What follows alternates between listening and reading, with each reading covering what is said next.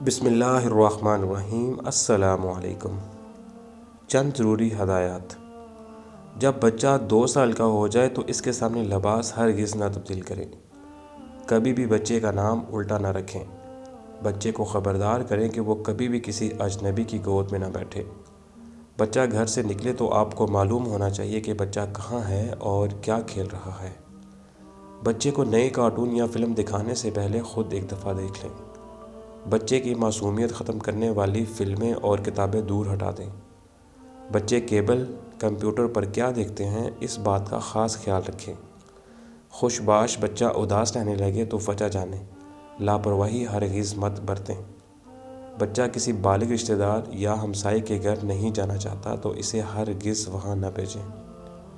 بچے کو Twitter, when یا رکشہ ڈرائیور، قاری صاحب، کسی ہمسائے، دوست یا کزن کے ساتھ کبھی تنہائی میں مت چھوڑیں۔